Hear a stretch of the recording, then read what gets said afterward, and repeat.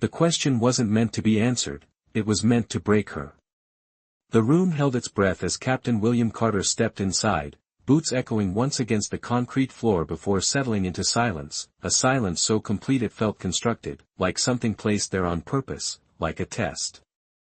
3 men already sat at the metal table, papers aligned, pencils ready, their posture rigid with expectation, the kind that comes from seeing the same outcome again and again, but at the center of it all stood Anna Weiss, 26, 5 feet 5, hands resting lightly at her sides, not clenched, not trembling, just still, as if she had decided long ago that stillness was something no one could take from her.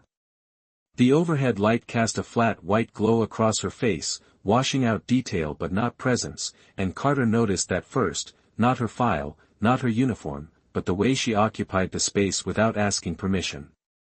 He didn't sit right away.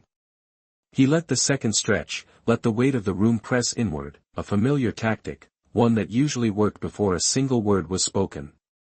He had seen it countless times, the shift in breathing, the flicker of panic, the subtle collapse that came when silence became too loud to ignore. But she didn't shift. She didn't fill the space. She let it exist. Carter placed the file down slowly, the paper making a soft, deliberate sound against metal, then opened it without looking at her, as if she were already understood, already categorized, already finished. Anna Weiss, he said, voice even, measured in the way of someone used to being obeyed without question. No response. Not defiance. Not hesitation. Just acknowledgement without movement, a presence that did not rush to meet authority halfway. One of the men at the table cleared his throat, the small sound cutting through the air sharper than expected, and for a moment it seemed like the room itself reacted, tightening, adjusting, waiting for something to give. Carter flipped a page. Nurse. Field hospital. North Africa. Words on paper. Neat. Contained. Predictable. But something about the way she stood made those words feel incomplete, like a photograph missing its edges. He finally looked up. Really looked this time. Not at a subject. At a person. Her eyes met his without challenge, without invitation, just steady, like someone who had already decided what mattered and what didn't. It was not resistance. It was something quieter. Something harder to move. Carter pulled the chair back just an inch, the metal legs scraping lightly across the floor, a sound that lingered longer than it should have, then stopped. He didn't sit. Not yet. Instead, he let the moment hang there, unfinished, like a sentence waiting for its final word, and in that space, before any question was asked, before any answer was given, something unspoken settled between them, something that had nothing to do with rank or uniform or the war outside those walls, something that made the room feel smaller, tighter, as if it had quietly shifted around her without anyone noticing. Captain William Carter finally sat down, slow, deliberate, as if the act itself required reconsideration, the chair legs touching the floor without sound this time, his posture shifting just enough to change the angle of the room, not above her anymore, not yet beside her, but something closer to level, something less defined, and the men at the table noticed it without understanding why. He folded his hands once, then unfolded them, a small movement that betrayed habit rather than uncertainty, and opened the file again, eyes scanning lines he had already read, as if searching for something that had not been there a moment ago.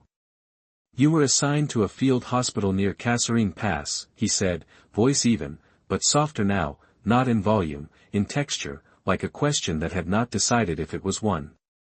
Anna did not answer immediately. She let the words settle the way dust settles in sunlight, visible only when you stop moving. Yes, she said finally, her voice steady, not quiet, not strong, just precise, like each word had been measured before it was allowed to exist. One of the officers leaned forward slightly, pencil hovering above paper, waiting for something more, something useful, something that could be written down and filed away. Carter turned a page. You treated soldiers from multiple units, he continued, eyes still on the document, but his attention no longer fully there. German.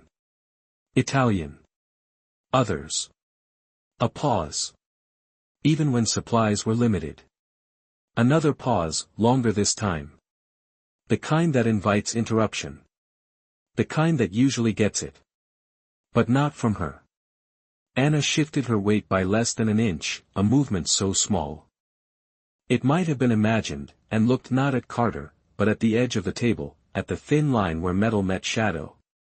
There were always more people than supplies, she said, and the sentence did not carry explanation, did not carry defense, it simply existed, complete on its own.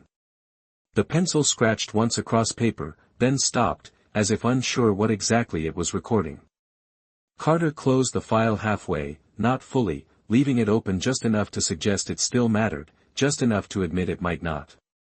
He studied her again, this time not for reaction, not for weakness, but for alignment, for the space between what was written and what was present.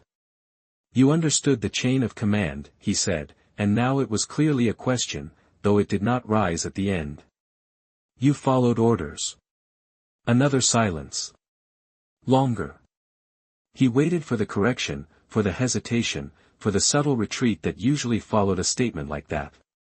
Instead, Anna lifted her gaze, not quickly, not dramatically, just enough to meet his eyes again, and there was no resistance there, no attempt to argue, only clarity, the kind that does not need volume to be heard.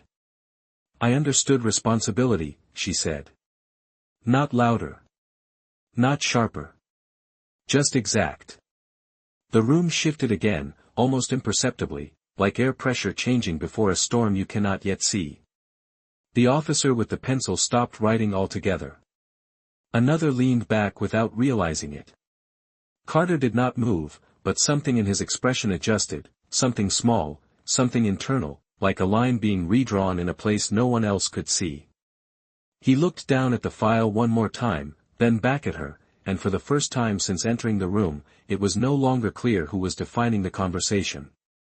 The word responsibility did not leave the air when it was spoken, it stayed there, suspended, as if the room itself had not decided where to place it, and Captain William Carter felt it more than he reacted to it, a subtle shift that did not belong to protocol or procedure but to something quieter, something harder to categorize.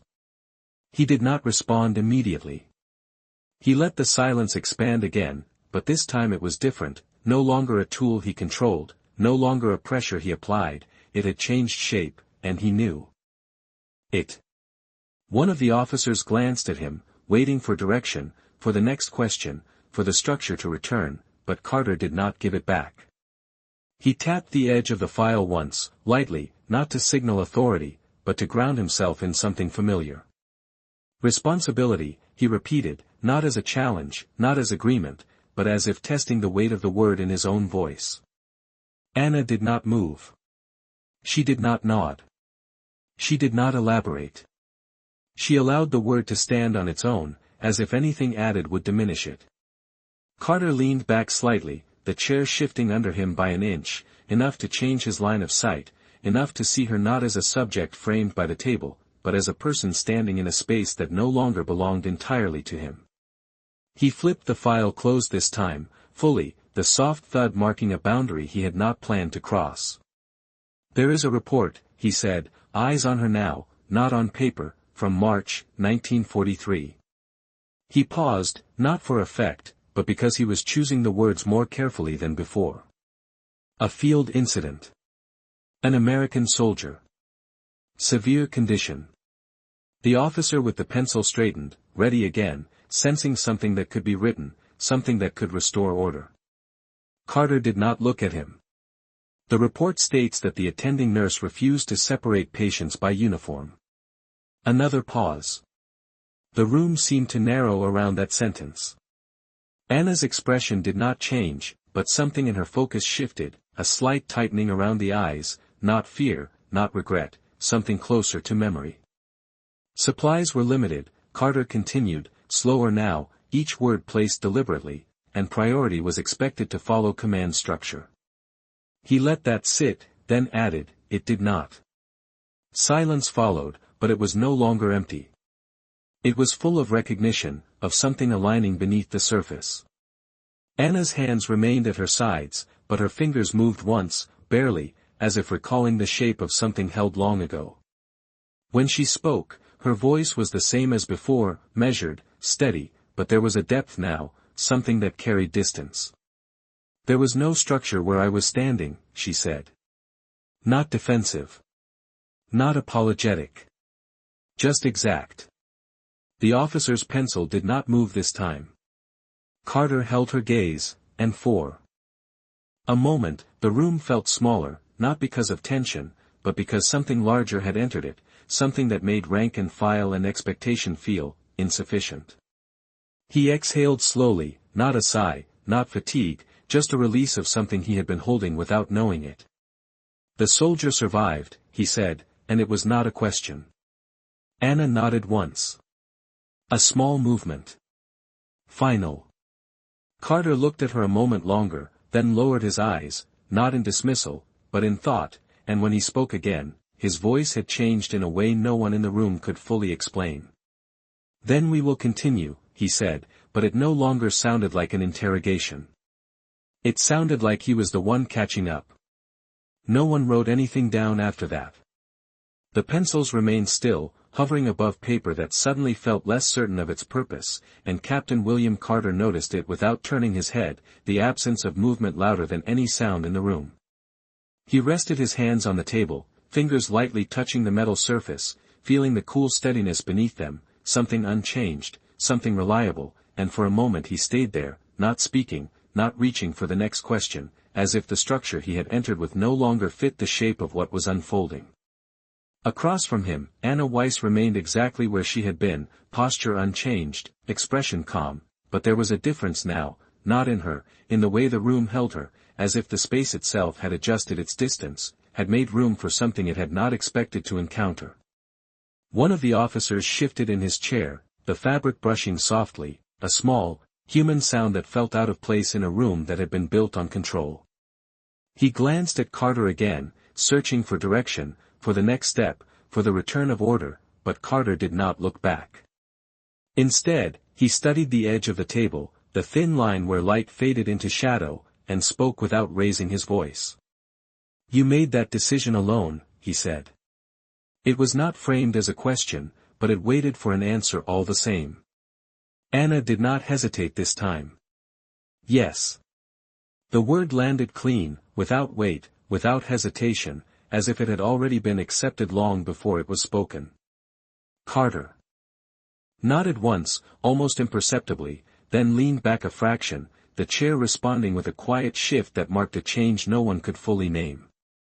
"You understood the consequences," he continued, slower now, not pressing, not testing, but tracing something he was still beginning to see. Another pause. Not tension. Consideration. Anna's gaze did not waver. "I understood the moment," she said. Not louder. Not softer. Just precise.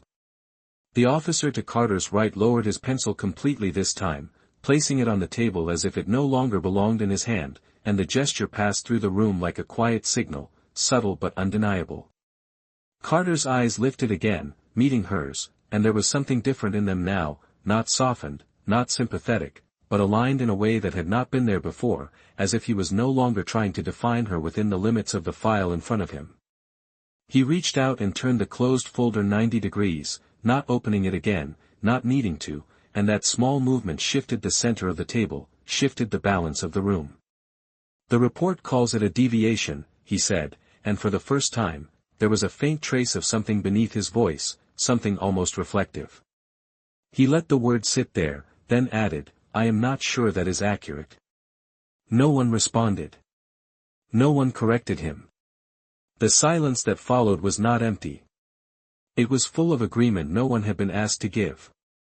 Anna remained still, but her breathing changed, just slightly, a deeper inhale, a quieter release, as if something had settled into place without needing acknowledgement. Carter watched her for another moment, then lowered his gaze once more, not to the file, not to the table, but somewhere in between, and when he spoke again, the room understood without being told that something fundamental had shifted. "Proceed," he said quietly, but this time, it was not an order. It was an invitation. The word invitation did not belong in that room, and yet it stayed, resting quietly between them as if no one had the authority to remove it, and for the first time since the door had closed, no one rushed to fill the space that followed. Captain William Carter did not reach for the file again. He did not look at the officers beside him. Instead, he watched Anna Weiss with a focus that had shifted from evaluation to understanding, a change so subtle it could have been missed, but not by the room that had already begun to adjust around it. One of the officers cleared his throat, softer this time, almost hesitant, as if unsure whether the interruption would be welcome, but Carter raised a hand slightly, not sharply, not as a command, just enough to pause the impulse before it formed into sound. The room returned to stillness. Anna remained composed, her shoulders relaxed, her stance unchanged, but there was a difference now in the way she held her gaze, not guarded, not withdrawn, simply present, as if she no longer needed to anticipate what would come next. Carter leaned forward a fraction, forearms resting on the table, closing the distance not in dominance, but in attention. "When you made that decision," he said, his voice steady, carrying neither accusation nor approval, "there was no guarantee." He let the sentence end there, unfinished in structure but complete in meaning. Anna did not look away. "There rarely is," she replied, and the simplicity of the words did not reduce their weight, it clarified it, like something that had always been true but rarely spoken aloud. The officer to Carter's left shifted again, this time slower, his chair moving just an inch, as if he were unconsciously adjusting to a new alignment he could not fully explain. Carter nodded once, not in agreement, but in recognition, then allowed a brief silence to follow, not as pressure, but as space, a place where the words could settle without being immediately turned into something else. "You chose anyway," he said. Anna's response came without delay. "Yes." No elaboration. No justification. Just the fact, intact. Carter studied her for a moment longer, then glanced down at his hands, noticing the faint imprint of the table's edge against his skin, a detail so small it should not have mattered, but in that moment it grounded him, reminded him that certainty was often constructed from things that felt solid until they were not. He exhaled slowly, the sound barely audible, then looked back up. "Most people wait," he said, not as a statement of judgment, but as an observation that had lost its certainty. Anna's eyes held his.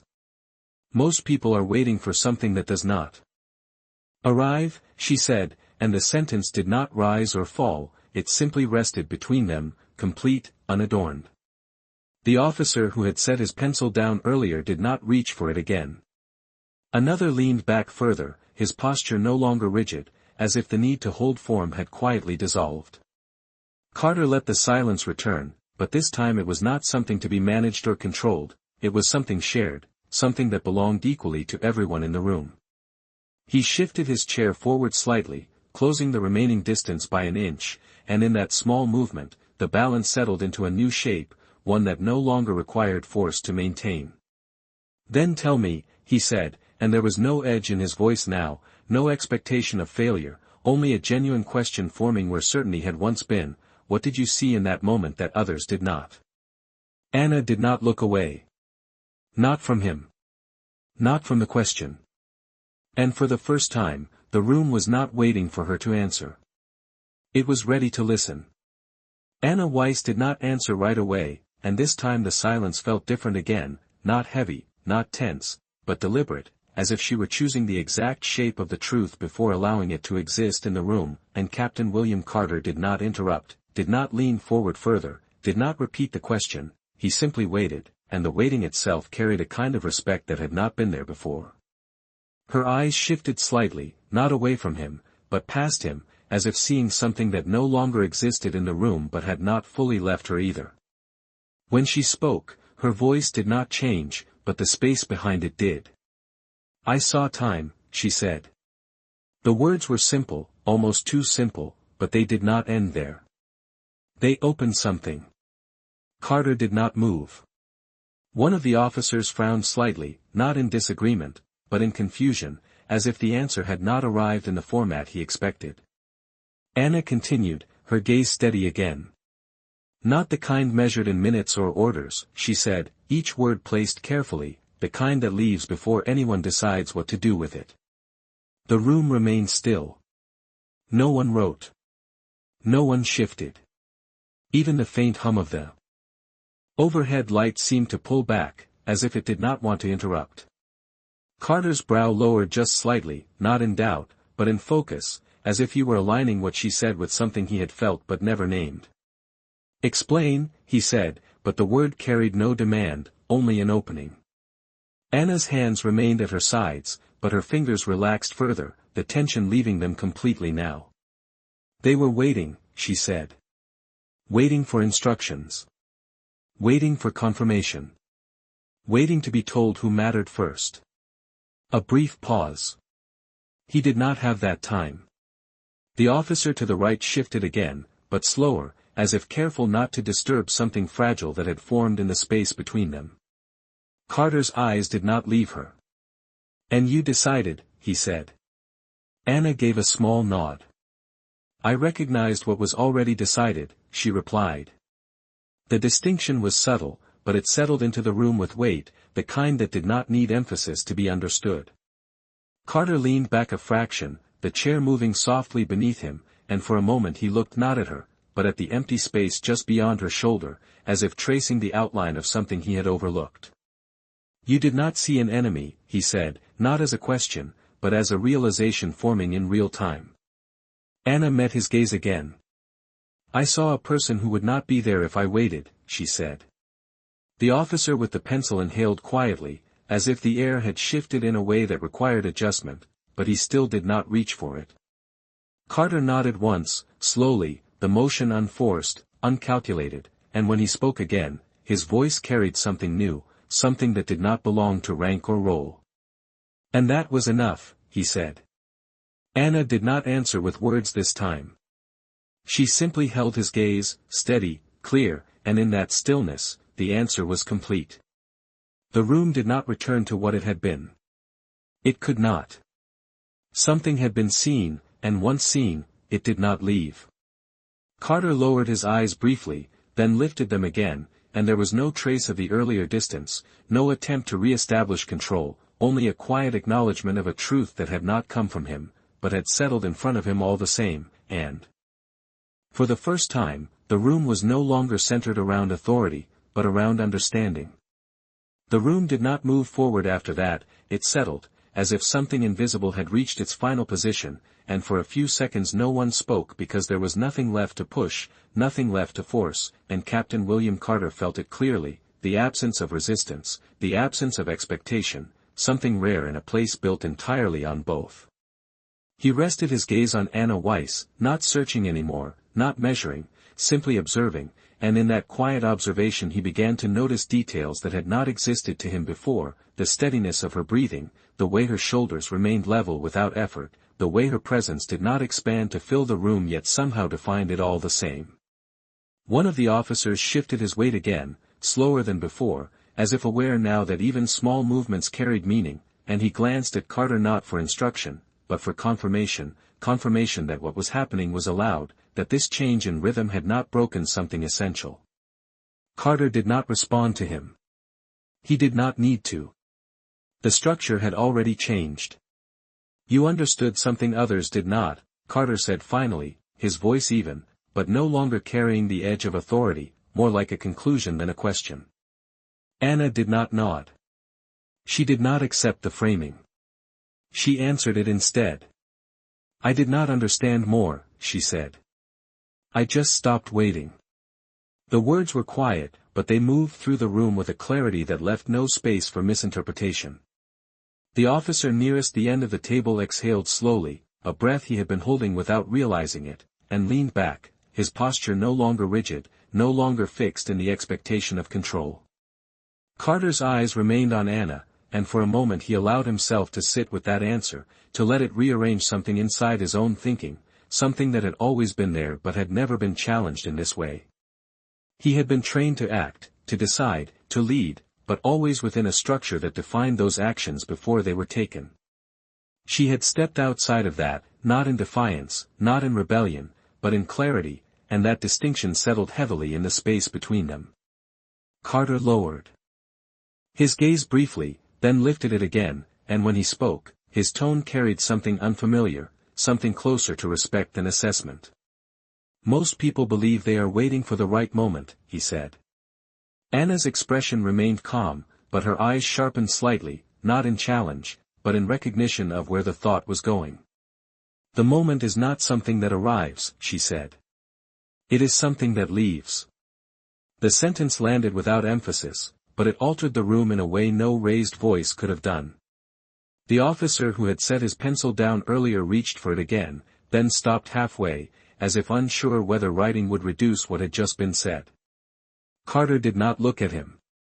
He remained focused on Anna, and in that focus there was no longer any attempt to define her within the limits of a report or a role. "And you chose not to let it pass," he said. Anna held his gaze. "I chose not to pretend it would wait," she replied. The room remained still, but it was no longer the stillness of control or pressure, it was the stillness of something understood, something shared without agreement needing to be spoken. Carter leaned back slightly, the chair moving under him with a soft sound that no longer disrupted the space, and for the first time since the beginning, he allowed the silence to remain without needing to shape it. He had asked a question expecting an answer. What he had received was something else entirely, something that did not close the conversation, but opened it in a direction he had not anticipated, and in that moment, it became clear to everyone in the room that the authority they had walked in with was no longer the thing guiding what would happen next. No one tried to return the room to what it had been, because no one could remember exactly when it had changed, only that it had, and that whatever had replaced it felt more precise, more difficult to ignore. Captain William Carter sat still for a moment longer, his eyes resting not on Anna Weiss, but on the space between them, as if measuring something that could not be written down, something that had no place in the report stacked neatly at the edge of the table. The officers remained quiet, their earlier certainty replaced by a kind of careful attention, the kind that does not interrupt because it recognizes that interruption would break something that cannot be restored. Carter finally moved, not abruptly, not as a return to authority, but with intention, reaching for the glass of water near his hand, lifting it slightly, then setting it back down without drinking, the gesture incomplete, like a thought that had changed direction before reaching its end. "There is a difference," he said slowly, his voice steady but carrying a new weight, between following a structure and seeing beyond it. The words were not directed at her alone. They settled across the table, touching each person in the room differently. Anna did not respond immediately. She let the statement exist without correction, without agreement, as if allowing it to find its own place. Carter glanced briefly at the closed file, then away again, as if acknowledging its presence but no longer depending on it. "Most decisions in this room," he continued, "are made to maintain order." A pause. "Yours did not." Anna's gaze remained steady. "Order is not always what needs to be preserved," she said, and the sentence did not challenge him, it extended the thought, clarified it, like a line drawn further than expected. One of the officers shifted again, his chair moving softly, but he did not speak, did not question, as if he understood now that the exchange was no longer something to be managed, but something to be witnessed. Carter leaned forward slightly, his hands resting flat on the table now, not gripping, not anchoring, simply present. "And yet," he said, "you were operating inside that order." Anna nodded once. "Yes." A small pause followed, then she added, "but not defined by it."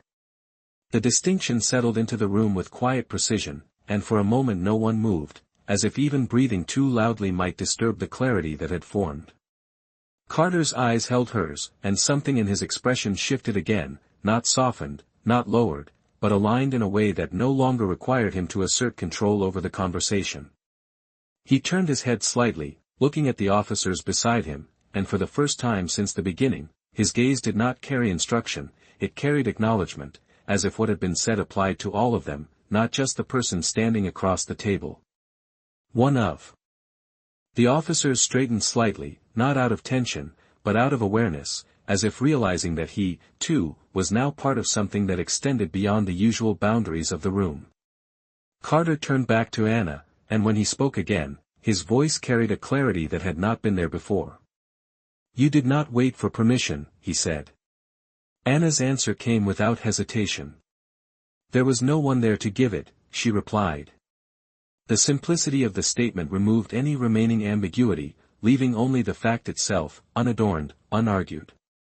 Carter nodded once, slowly, and leaned back in his chair, the movement smooth, unforced, as if he had reached a point that did not require further pressure. The room remained quiet, but it was no longer the silence of interrogation. It was the silence of recognition, of something understood without needing to be repeated, and in that silence, it became clear that whatever came next would not be decided by rank or expectation, but by the weight of what had already been seen and accepted. The realization did not arrive all at once, it unfolded quietly, like something that had been waiting just outside the edges of their attention, and now that it had stepped inside, no one in the room could pretend not to see it. Captain William Carter did not speak immediately. He let the silence remain, not as a pause, but as a continuation, as if the conversation had moved beyond words and into something that required less interruption. His gaze shifted briefly to the window at the far end of the room, a narrow pane that let in a thin strip of afternoon light, dust drifting slowly through it, visible only because the room had become still enough to notice. He had walked into this space expecting to define the outcome, to categorize, to conclude, but now he found himself doing something else entirely, something unfamiliar. He was reconsidering. Across from him, Anna Weiss remained steady, unchanged in posture, unchanged in expression, but the effect she had on the room had deepened, not through force, not through argument, but through consistency, through the quiet refusal to become smaller than the moment required. One of the officers shifted forward slightly, hands resting on the table, as if preparing to re-enter the process, to restore the structure that had guided them for so long, but he stopped before speaking, his attention returning to Carter, waiting not for instruction, but for direction that no longer seemed as clear as it once had been. Carter noticed it, the hesitation, the adjustment, and for a moment he understood that the shift was not his alone, it had moved through the room, touching each of them in different ways. He leaned forward again, slowly, his hands resting flat against the metal surface, grounding himself not in authority, but in presence, and when he spoke, his voice carried a clarity that did not need volume. There are rules, he said, not as a defense, not as a statement of power, but as something that had always been assumed. He paused, then added, and there are moments when those rules do not hold. The words did not challenge the structure, they acknowledged its limits, and in doing so, they opened a space that had not existed before. Anna listened without interruption, her gaze steady, her expression unchanged, but there was a subtle shift in her breathing, a deeper inhale, as if recognizing that the conversation had reached a point where nothing needed to be proven anymore. Carter's eyes met hers again. Most people do not recognize those moments, he continued, and this time there was something reflective in his tone, something drawn from within rather than imposed from above. They wait for confirmation that never comes. Anna did not respond immediately. She allowed the statement to settle, then answered in the same measured way she had throughout, each word placed with care. Because they believe the structure will protect them, she said. A brief pause. But the structure is not there. The sentence did not accuse. It clarified. The officer at the end of the table exhaled quietly, the sound almost imperceptible, but it carried the weight of recognition, as if something he had relied on had just been shown to be incomplete. Carter nodded once, slowly, the motion unforced, and for a moment he looked down at the table, not searching for answers, but acknowledging the shift that had already taken place. When he looked back up, his expression was no longer that of a man conducting an evaluation, but of someone who had encountered something that required adjustment. "And you acted anyway," he said. Anna's answer came without hesitation. "There was nothing else to do," she replied. The simplicity of the statement removed any remaining distance between them, leaving only the truth of it, unembellished, undeniable. The room remained quiet, but it was no longer waiting for a conclusion, it had already moved past that point, and in that quiet, it became clear that whatever decision would follow was no longer the most important part of what had happened there. What mattered had already occurred, in the space between a question and an answer, in the moment when one person refused to wait, and another finally understood why. The decision did not arrive with a command, It arrived with a pause, a longer one this time, the kind that does not signal uncertainty but completion, and Captain William Carter felt it settle in the room before he put it into words. He remained seated, his posture no longer carrying the weight of authority alone, but something more balanced, something that acknowledged what had already been established without needing to restate it. His eyes moved once more to the closed file, then away again, as if recognizing that whatever it contained had already been surpassed by what had been said. The officers waited, but not with the same expectation as before. They were no longer waiting for a verdict. They were waiting to understand what the verdict would mean. Carter placed his hand flat on the table, fingers relaxed, and spoke without raising his voice.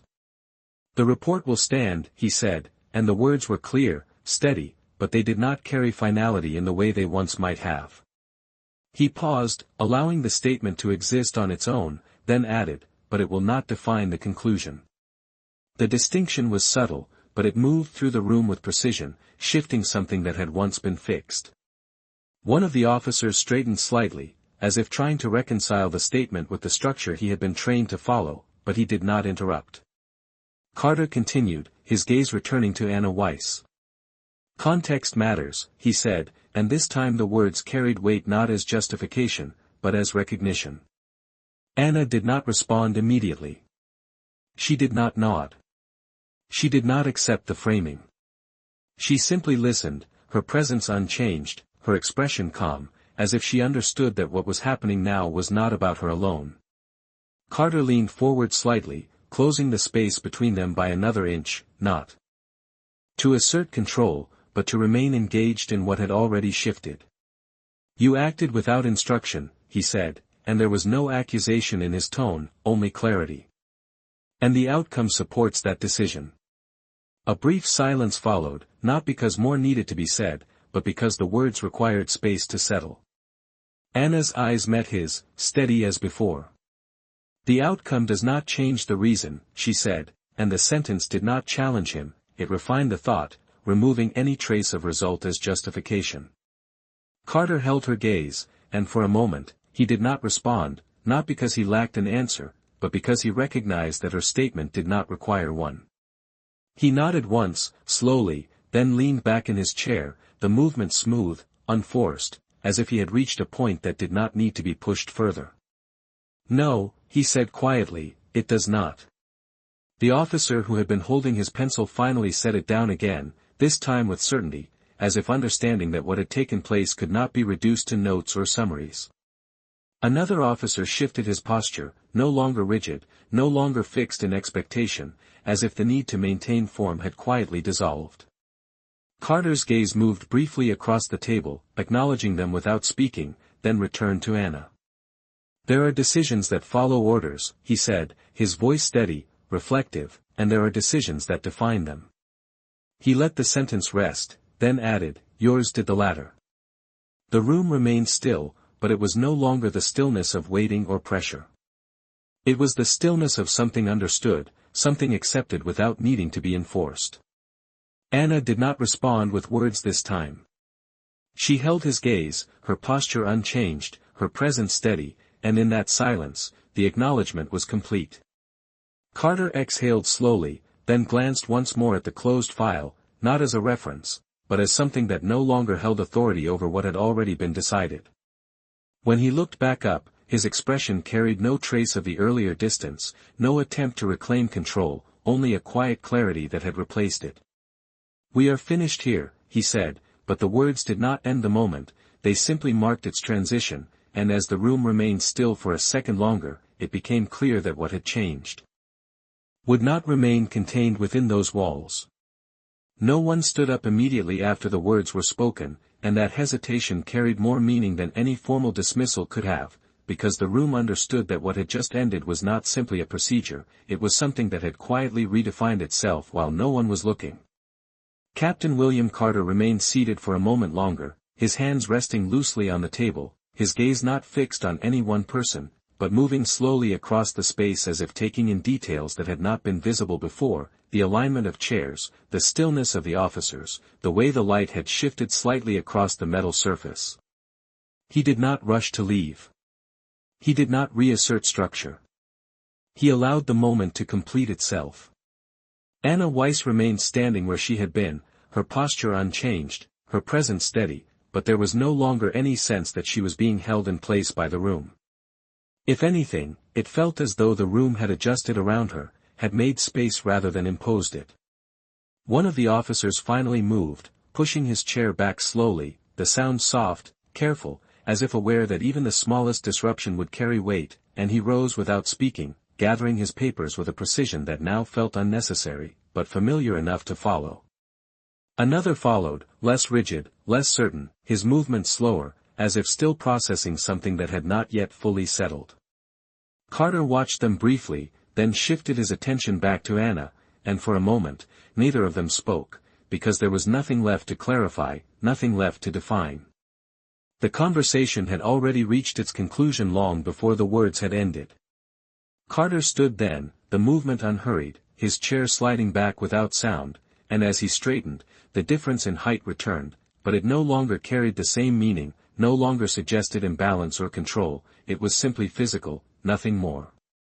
He adjusted his jacket slightly, a habitual motion, then paused, as if considering whether anything more needed to be said. It did not. Instead, he gave a small nod, not formal, not performative, just an acknowledgement, quiet and complete. Anna returned it, just as simply, no added weight, no expectation attached. The exchange was brief, almost invisible, but it held more significance than anything that had been written or recorded. Carter turned toward the door, taking a step before stopping again, his hand resting lightly on the handle, not opening it yet, as if the threshold itself required a moment of recognition. He glanced back once, not to reassess, not to question, but to confirm something he already understood. Anna had not moved. She stood exactly as she had before, calm, composed, unchanged, but the room around her was no longer the same, and neither was he. Carter opened the door then, the hinges moving without resistance, and stepped out into the hallway where the air felt different, less contained, less defined, and for a brief moment he paused there, just outside the room, as if adjusting to the shift that had followed him out. Behind him, the officers began to disperse, their voices low, restrained, not discussing, not analyzing, simply moving forward without needing to explain what had just taken place. Inside the room, Anna remained for a second longer, then turned, her steps measured, unhurried, and walked toward the same door, crossing the space that had once held her in place, but no longer did. When she stepped into the hallway, she did not look back, because there was nothing left behind that needed to be carried. And inside that room, now empty, the silence remained, not as absence, but as something that had been shaped, something that would stay long after the chairs were reset and the files were closed, because some moments do not end when people leave, they remain, quiet and steady, redefining everything that comes after. The hallway did not carry the same weight as the room behind it, but something from that space followed them both, not visible, not spoken, just present in the way their steps slowed without instruction, in the way neither of them immediately chose a direction as if movement itself required a moment of reconsideration.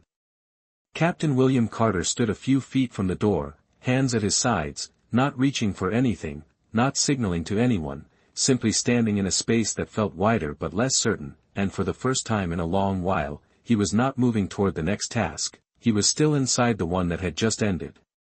The corridor stretched out in both directions, lined with identical doors, identical walls, everything measured, structured, predictable, but something about it now felt different, not because it had changed, but because his understanding of it had shifted. Footsteps echoed faintly from somewhere farther down, distant, routine, the sound of a place continuing as it always had, and yet it did not pull him forward the way it usually would. Behind him, Anna Weiss stepped into the hallway, her movement quiet, her presence unchanged, but the space adjusted again as she entered it, not because she altered it, but because what had been recognized in the room could not be left behind. She did not stop beside him. She did not move ahead of him. She simply stood, a few feet apart, both of them facing forward, both of them aware of the same unspoken pause that now existed between action and continuation. Carter glanced slightly to his left, not fully turning, just enough to acknowledge her presence without interrupting the stillness. "You will be reassigned," he said, and the words were not delivered as an order, not framed as authority, but as a statement shaped by what had already been decided. Anna did not respond immediately. She let the words settle, as she had done with everything else, allowing them to exist without rushing to meet them. "Where?" she asked, her voice steady, not curious, not concerned, simply direct. Carter took a breath, slow, measured, as if the answer required more than information. "Somewhere that requires judgment," he said. A brief pause followed. "Not just compliance." The distinction was quiet, but it carried the same precision as everything that had come before. Anna nodded once, the movement small, controlled, as if acknowledging not the assignment, but the meaning behind it. Carter's gaze moved forward again, down the length of the corridor, and for a moment he seemed to consider something further, something not yet spoken, but he did not add to it. He did not need to. The statement had already extended beyond itself. A pair of soldiers passed at the far end of the hall, their conversation low, indistinct, unaware of the shift that had taken place just a few doors away, and their presence felt almost separate, as if they belonged to a version of the structure that had not yet been questioned. Carter straightened slightly, not returning to form, but adjusting to movement again, and took a step forward. Then another. Not hurried. Not delayed. Just deliberate. Anna followed a moment later, her pace matching his without effort, without coordination, as if both of them were moving within the same understanding now, one that did not require instruction to maintain. They walked side by side for several steps, not speaking, the sound of their footsteps echoing softly against the floor, steady, even, unforced. At the end of the corridor, the path split, one direction leading deeper into the building, the other toward an exit where light filtered in from outside, brighter, less controlled, and they slowed again, not stopping, but acknowledging the choice without needing to discuss it. Carter turned slightly toward the interior, his path already defined by role and responsibility, while Anna continued forward, toward the light, her direction shaped by something else entirely. Neither of them looked back. They did not need to. What had passed between them did not require confirmation. It had already taken its place, quiet and certain, in the space between decision and action, and as they moved apart, the distance did not diminish it, it clarified it, leaving behind not a conclusion, but a standard that would remain, unseen but present, in every room that followed. The light at the end of the corridor did not announce anything, it simply existed, steady and indifferent, spilling across the floor in a way that made every step toward it feel quieter, more defined, as if the space itself was asking nothing, expecting nothing, just allowing passage. Anna Weiss walked into that light without hesitation, her pace unchanged, her posture the same as it had been in the room, but something about the way she moved now carried a different weight, not heavier, not lighter, just clearer, as if the path ahead did not need to be explained for it to be followed. Behind her, the building continued as it always had, doors opening and closing, voices passing through hallways, decisions being made in rooms that still believed structure would always arrive in time, but the distance between that world and the one she had just left was not measured in feet, it was measured in understanding. Captain William Carter did not watch her leave. He had already turned down the opposite corridor, his steps measured, deliberate, but slower than they had been before, as if each one required a fraction more thought than it once had. The walls around him had not changed. The routine had not changed. But something within the way he moved through it had shifted, something subtle, something that would not be visible to anyone who had not been in that room, and yet it would shape every decision that followed. A junior officer approached from the far end, carrying a folder, posture straight, expression ready, the familiar rhythm of duty intact, and when he reached Carter, he began to speak, outlining the next assignment, the next report, the next set of instructions that needed to be followed, his voice precise, structured, efficient. Carter listened, but not in the same way he had before. He did not interrupt. He did not redirect. He allowed the words to finish, then took the folder, glancing briefly at its contents, lines of text, names, outcomes, all arranged in a way that suggested clarity, but he did not immediately respond. The officer waited, expecting direction, expecting the next step to be defined, but Carter's gaze lingered on the page just a moment longer than necessary, as if measuring something beyond what was written there. Then he closed the folder, not abruptly, not dismissively, just enough to mark a pause, and looked up. "We will review it again," he said. The officer blinked, just once, the smallest break in rhythm, then nodded, adjusting his stance, recalibrating without fully understanding why. Carter handed the folder back, his expression steady, unchanged on the surface, but something in his tone had shifted, something that did not reject the structure, but no longer relied on it alone. The officer stepped aside, continuing down the corridor, his pace slightly altered, his thoughts quieter than before. And Carter stood there for a moment longer, not moving, not reaching for the next task, simply allowing the space between decisions to exist without immediately filling it. Outside, beyond the building, the light stretched across open ground, unstructured, unmeasured, touching everything without distinction, and Anna continued forward into it, her figure growing smaller with each step, not fading, not disappearing, just moving beyond the frame that had tried to define her. There was no final word spoken, no declaration made, no acknowledgement required, because what had happened did not need to be confirmed to be real.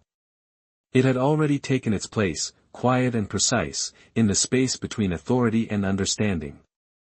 And in that space, something had shifted, not loudly, not visibly, but permanently, leaving behind a truth that would not announce itself, would not demand attention, but would remain, steady and present, in every moment where someone chose not to wait. She did not raise her voice. She raised the standard.